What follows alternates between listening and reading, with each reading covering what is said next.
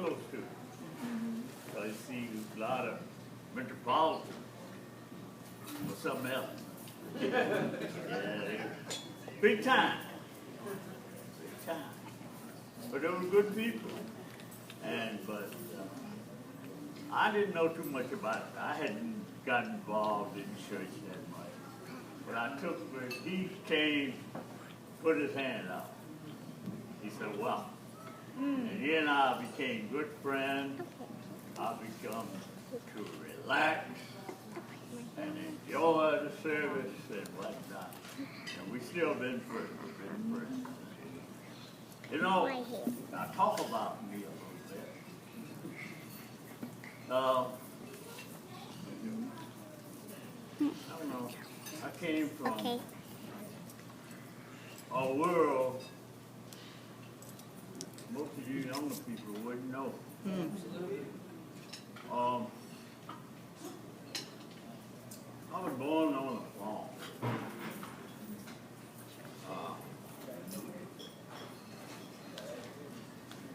I grew up on that farm. I think about I was 11 years old. My father decided he didn't farm no more. Started farm. But the farm didn't belong to him. The farm belonged to my great-grandfather. My great-grandmother. I used to, and at night, they would tell me a lot of stories about, and there was true stories, how they came up as teens. You know, my great-grandmother, my great-grandfather was teenage slaves. Houseboy, house girl. And this is the way they got married. And after they were free, they come about this big farm. They never told me how they got it. But that's where I was born, this big farm. And I grew up there. And I stayed on that farm. It kept me on that farm until I was 6 years old. And I was kind of spoiled. I was really spoiled. I was the kid that all the other people were grown. And I was spoiled to death. They'd give me toys, and during that time it snowed, big snow out in the country for that farm. And I'd take my toy and throw it out in that snow. So somebody could go get it. I was about 3 years old, and I'd start be out on the porch and take that truck or whatever they had gave me for Christmas. I was the only kid there at that time, and they go to town on, they go to town once a week on Saturday. Bring me back all these toys, and I would take them. That big snow out there, I want to see somebody go out there. And I'd take my toy, throw it out there, and I'd just scream, you know. They go get that toy for me. They'd come back and pet me up. But then after some more kids came, that stopped. You know that? I throw that toy out there. Yeah. Next thing you know, what you throwing out there? That stopped. But you know, it was a pretty good life there with my great-grandmother. She used to tell me all these stories about the slaves. And that would be at night. You know, she'd just sit down. They would, back then, you know, they would fireplace. They grow these peanuts, and they roast these peanuts in that fireplace at night, sit there and eat peanuts. And when I learned later, after I grew up, a lot of lies. But what they didn't know, they had me so scared around there. I was scared to go to bed. I'd go to bed, they'd put me in the bed, I'd come up here, you know. I was scared to death. And I stayed that way for a while. Till I found out there was lies. That was all right. And and we gave up the farm. My father, he got tired of that farm, gave up the farm, moved in town.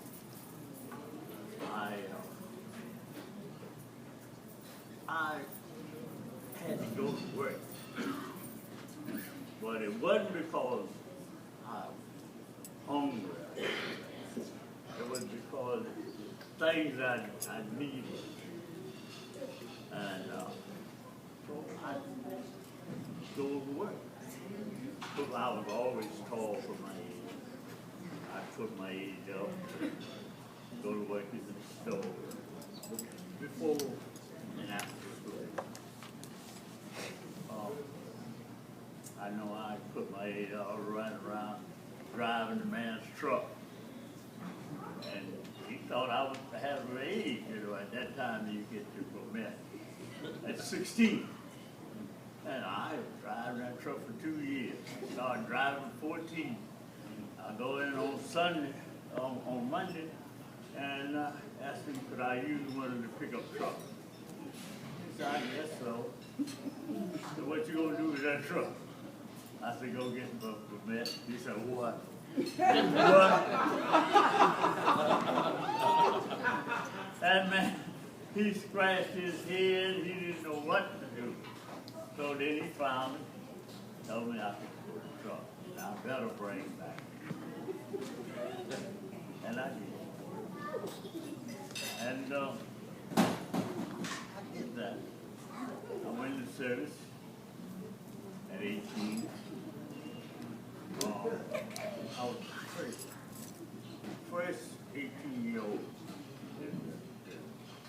The draft was 21.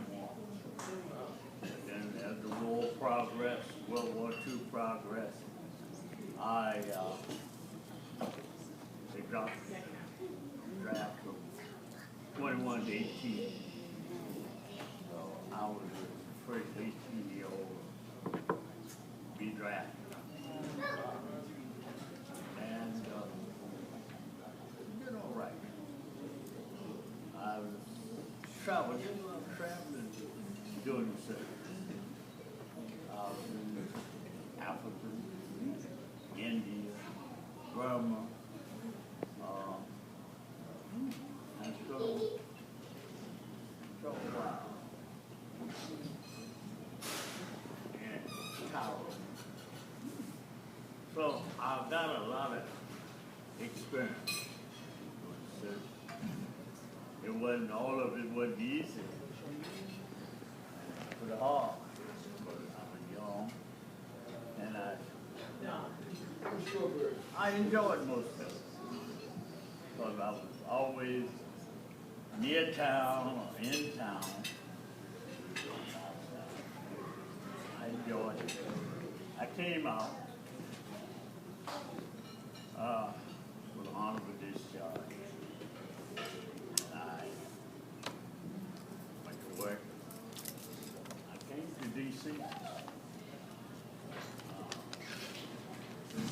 Got a job at Seal Testera.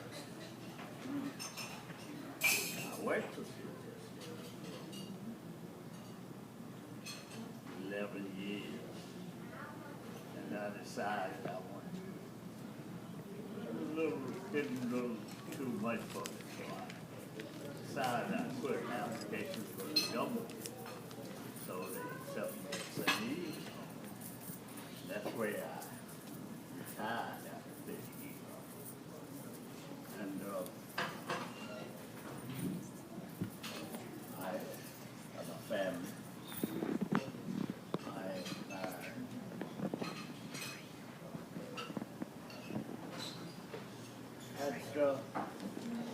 kids. And my, first wife had three parents. That wife had, she had a son, not too long.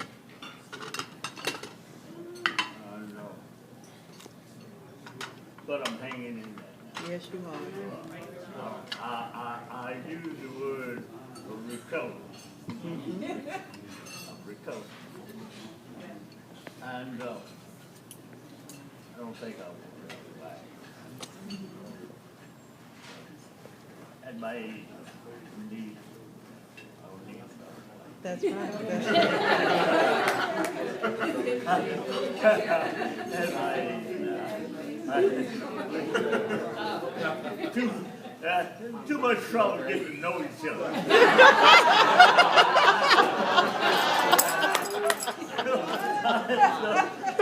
I'll just be friends with somebody.